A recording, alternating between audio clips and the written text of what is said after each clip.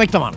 ഇനി നമ്മൾ ആ ടൗൺഷിപ്പിനെ കുറിച്ച് കൂടി വന്നാൽ പലർക്കുമുള്ള ആശങ്ക, ശക്തമായിട്ട് പ്രതിപക്ഷമൊക്കെ പറഞ്ഞത് പുനരധിവാസം ഒരു ആരംഭശൂരത്വമായിരുന്നു സർക്കാരിനുണ്ടായിരുന്നത് എന്നാണ് വി.ഡി. സതീശൻ ഇന്നലെ പറഞ്ഞത്. അതിലെനിക്കറിയാം നിയമപരമായി സാങ്കേതികമായ ചില പ്രശ്നങ്ങൾ കൂടി അതിനിടയിൽ കടന്നു വരേണ്ട ഒരു സാഹചര്യം ഉണ്ടായി. ഇപ്പം നെടുമ്പാല എസ്റ്റേറ്റ് ആണെങ്കിലും കൽപ്പറ്റയിലെ എസ്റ്റേറ്റ് ആണെങ്കിലും ഈ രണ്ട് സ്ഥലമാണല്ലോ നമ്മളിപ്പോൾ ടൗൺഷിപ്പിന് നിശ്ചയിച്ചിട്ടുള്ളത്. ആ അർത്ഥത്തിൽ ഇത് എത്ര വേഗത്തിൽ പൂർത്തിയാക്കാൻ കഴിയുമെന്നാണ് സർക്കാർ കണക്ക് കൂട്ടുന്നത്? ഈ ലിസ്റ്റുകളൊക്കെ പുറത്തു വരുന്നു, 15 ദിവസത്തിനകം അന്തിമ ലിസ്റ്റ് വരും. അതിനുശേഷം എങ്ങനെയാണ് മുന്നോട്ട് നമ്മൾ ഈ പുനരധിവാസം കൊണ്ടുപോകുന്നത് മിനിസ്റ്റർ? അരുൺ, സെക്കൻഡ് ലിസ്റ്റിനെ കുറിച്ച് പറയാൻ പിന്നീട് അവസരം ഉണ്ടാകുമെന്ന് ഞാൻ വിചാരിക്കുന്നു.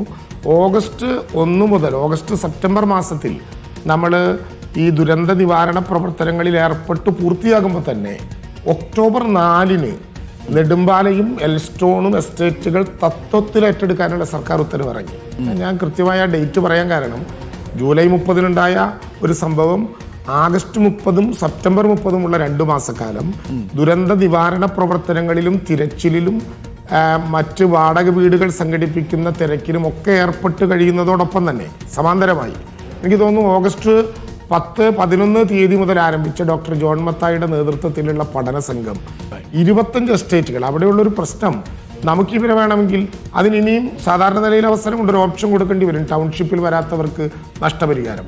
പക്ഷേ ടൗൺഷിപ്പേ ഇല്ല, നഷ്ടപരിഹാരം മാത്രമേ ഉള്ളൂ എന്ന് തീരുമാനിച്ചാൽ വലുതായൊരു സംഖ്യ നിശ്ചയിച്ച് അവർക്ക് സ്വന്തമായി എവിടെയാണോ പോകേണ്ടത് അവിടേക്ക് പോകാനുള്ള അവസരം കൊടുക്കാം ആയിരുന്നു. പക്ഷേ അങ്ങനെ അല്ലാതെ ഒരു ടൗൺഷിപ്പിലേക്ക് എന്ന ആശയം മുഖ്യമന്ത്രി വെച്ചതിൻ്റെ പിന്നിലൊരു കാര്യമുണ്ട്.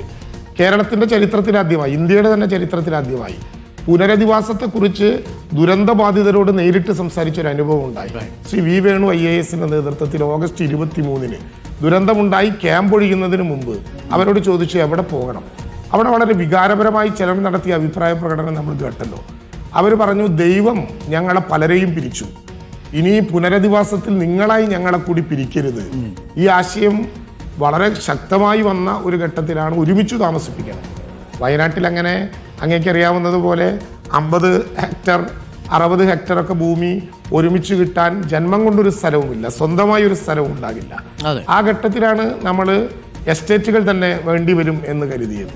25 എസ്റ്റേറ്റുകൾ പരിശോധിച്ചു. അതിൽ 9 എസ്റ്റേറ്റുകളാണ് സുരക്ഷിതം എന്ന് പറഞ്ഞു. പക്ഷെ അവിടെയുള്ള ആളുകൾ പറഞ്ഞു ഞങ്ങൾക്ക് ഏറ്റവും അടുത്ത സ്ഥലങ്ങൾ വേണം. അങ്ങനെ 9 എസ്റ്റേറ്റുകളിൽ ഏറ്റവും അടുത്ത 2 സ്ഥലങ്ങളാണ് ഈ കോട്ടപ്പടി, അതായത് മേപ്പാടി പഞ്ചായത്തിൽ തന്നെയുള്ള നേരത്തെ നമ്മൾ പറഞ്ഞ എസ്റ്റേറ്റും കൽപ്പറ്റയിൽ ഉള്ള എൽസ്റ്റോൺ എസ്റ്റേറ്റും ഏറ്റവും അടുത്തിട്ടുള്ള 2 സ്ഥലങ്ങൾ.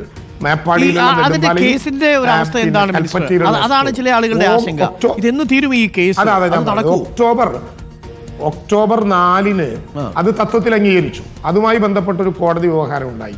ഈ ആഴ്ച അല്ലെങ്കിൽ ഈ ഡിസംബർ മാസത്തിൽ തന്നെ കാര്യത്തിൽ കോടതി റിസർവ് ചെയ്ത ജഡ്ജ്മെന്റ് പുറത്തുവിടും എന്നാണ് ഞങ്ങൾ പ്രതീക്ഷിച്ചത്. അതിൽ യഥാർത്ഥത്തിൽ തർക്കമൊന്നും പ്രധാനമായിട്ടില്ല. അതിൽ കോടതി ചോദിച്ചൊരു ചോദ്യം, ഞങ്ങൾ ഡിസാസ്റ്റർ മാനേജ്മെന്റ് ആക്ട് അനുസരിച്ച് ഭൂമി ഏറ്റെടുക്കുമ്പോൾ നഷ്ടപരിഹാരം കൊടുക്കാതെ ഒഴിവാക്കാനാണോ?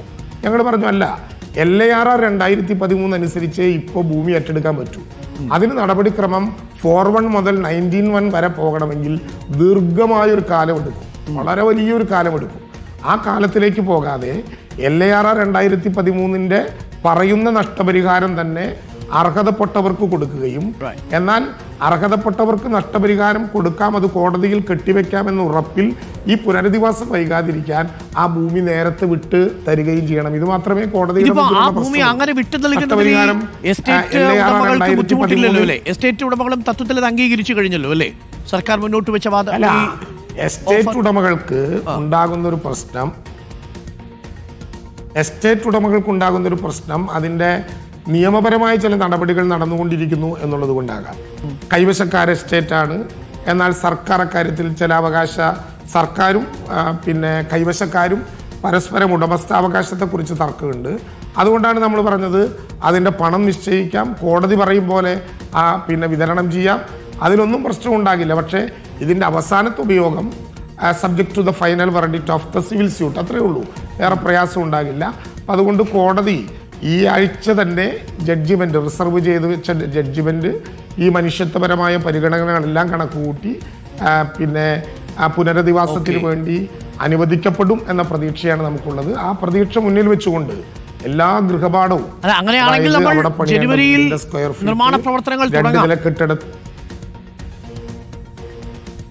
അല്ല, ഞാൻ പറഞ്ഞത് ഒരു ഉറപ്പ് സമയത്തെക്കുറിച്ച് ഇപ്പോൾ ഇവിടെ പറയുന്നില്ലെങ്കിലും അങ്ങ് പറഞ്ഞതുപോലെ പുതുവത്സരത്തിൽ തന്നെ അതുമായി ബന്ധപ്പെട്ട നടപടിക്രമങ്ങൾ ആരംഭിക്കണം എന്നുള്ളത് കൊണ്ടാണ് അതിൻ്റെ നല്ല ഗൃഹപാഠം ചെയ്ത് അതിൻ്റെ പൂർണ്ണമായിട്ടുള്ള അവതരണം ബഹുമാനപ്പെട്ട ചീഫ് സെക്രട്ടറി തന്നെ മന്ത്രിസഭയുടെ മുമ്പാകെ നടത്തിയത്. എല്ലാ വിശദാംശങ്ങളും നൽകിക്കൊണ്ട് നമ്മുടെ ഒരു നല്ല തയ്യാറെടുപ്പ്. കാരണം ഞാനതുകൊണ്ടാണ് പറഞ്ഞത്, ജൂലൈ 30-നുണ്ടായ വിഷയത്തിൽ ഒക്ടോബർ 4-ന് തന്നെ 2 ടൗൺഷിപ്പുകളെ തത്വത്തിൽ അംഗീകരിച്ചു.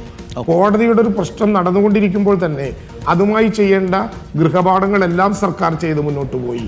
ഇനി നമുക്ക് കോടതി ഇത് മുറയ്ക്ക് ഏറ്റവും അടുത്ത ദിവസം ബന്ധപ്പെട്ട സ്പോൺസർമാരെ മുഴുവൻ കേരളത്തിൻ്റെ ബഹുമാനായ മുഖ്യമന്ത്രി നേരിട്ട് സംസാരിക്കും, നേരിട്ട് അവരുമായിട്ട് ആശയവിനിമയം നടത്തും. അവരുടെ കൂടി പിന്തുണയോടെ ഈ ഏറ്റെടുക്കുന്ന ഭൂമിയിൽ മനോഹരമായിട്ടുള്ള 2 ടൗൺഷിപ്പുകൾ സർക്കാർ തന്നെ നേരിട്ട് എല്ലാവരെയും ഏകദേശം കിട്ടിക്കഴിഞ്ഞു കാണുമല്ലോ അല്ലേ മിനിസ്റ്റർ? അത് എന്നത്തേക്ക് നമുക്ക് ആ പോർട്ടലിൽ ഇടാൻ പറ്റുമായിരിക്കും? സ്പോൺസർമാരുടെ ഓഫറുകൾ നമുക്ക് കിട്ടി, പക്ഷെ മുഖ്യമന്ത്രി ഒന്ന് അവരുമായി സംസാരിക്കുക കൂടി വേണം. അതിൻ്റെ നിർമ്മാണത്തിൻ്റെ സ്ഥിതി നമ്മളിപ്പോൾ 1000 സ്ക്വയർ ഫീറ്റ് എന്ന് നിശ്ചയിച്ചിട്ടുണ്ട്. ചില സ്പോൺസർമാർ നേരത്തെ പറയുമ്പോൾ 600 സ്ക്വയർ ഫീറ്റ് 700 സ്ക്വയർ ഫീറ്റ് അത്രയാണെങ്കിൽ ഇത്ര വീട് എന്നൊക്കെ പറഞ്ഞിട്ടുണ്ടാകും. അപ്പോൾ അവരോട് ഇതിൻ്റെ ഒരു പ്രാധാന്യം, അതായത് 1000 സ്ക്വയർ ഫീറ്റ് എങ്കിലും മിനിമം ഉണ്ടാകണം.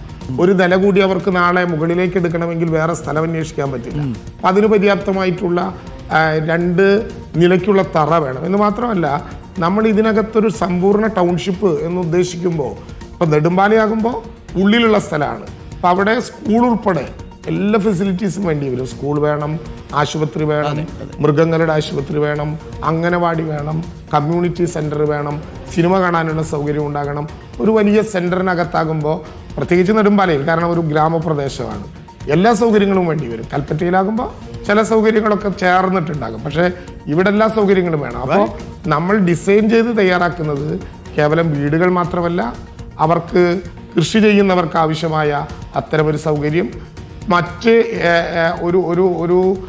ഒരു ടൗൺഷിപ്പിൽ ഒരു നഗര ചത്വരത്തിൽ എന്തെല്ലാമാണോ ആളുകൾക്ക് തൊട്ടടുത്ത് ലഭ്യമാകേണ്ടത് അതെല്ലാം കൂടിയിട്ടുള്ള ഒരു പൊതു ഡിസൈനാണ് നമ്മൾ തയ്യാറാക്കുന്നത്. നേരം വൈകി എന്ന ഒരു ധാരണ, അതാണ് പ്രതിപക്ഷം ഉയർത്തുന്ന ഒരു ആരോപണം.